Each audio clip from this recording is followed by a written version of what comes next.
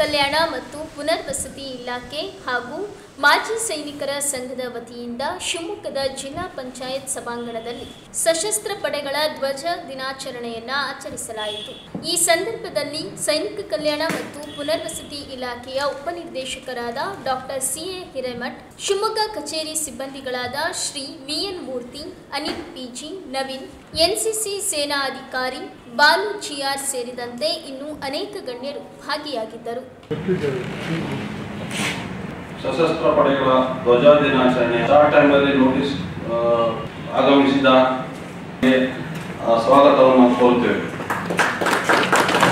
ಹಾಗೂ ಇವತ್ತಿಂದ ಸ್ವಾಗತವನ್ನು ಕೋರುತ್ತೇವೆ. ಇಲಾಖೆ ಶಿವಮೊಗ್ಗ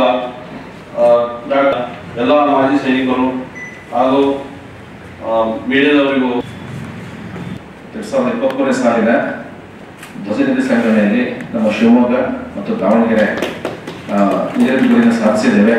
ಅದನ್ನು ಶನಿವಾರ ಮೊನ್ನೆ 7ನೇ ತಾರೀಕು ರಾಜಭವನದಲ್ಲಿ ಸನ್ಮಾನ್ಯ ರಾಜ್ಯಪಾಲರಾದ ಥೇವರ್ಚಂದ್ ಗೆಹ್ಲೋಟ್ ಅವರು ನಮಗೆ ಕೊಡಮಾಡಿದರು. ಅದಕ್ಕೆಲ್ಲ ತಮ್ಮ ಸಹಕಾರ ಇದೆ, ನಮ್ಮ ಮಾನ್ಯ ಜಿಲ್ಲಾಡಳಿತ ಸಹಕಾರ ಇದೆ. ಜಿಲ್ಲಾಡಳಿತದಲ್ಲಿ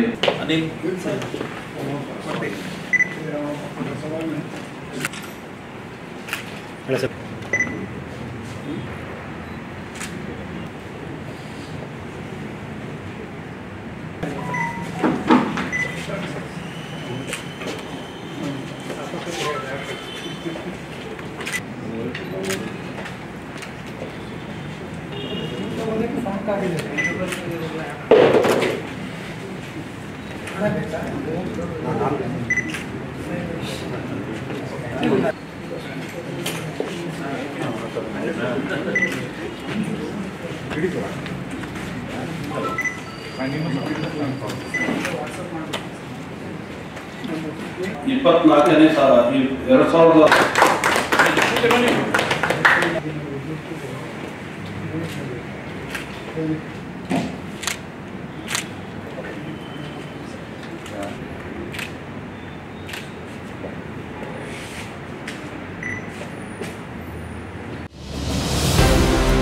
ಬೇಕರಿ ತಿನಿಸುಗಳಿಗಾಗಿ ಒಮ್ಮೆ ಭೇಟಿ ನೀಡಿ. Iyengar new SP bakery, Jain compound ಎದುರು, ಲಕ್ಷ್ಮಿ ಟಾಕೀಸ್ ಹತ್ತಿರ, ಶಿವಮೊಗ್ಗ.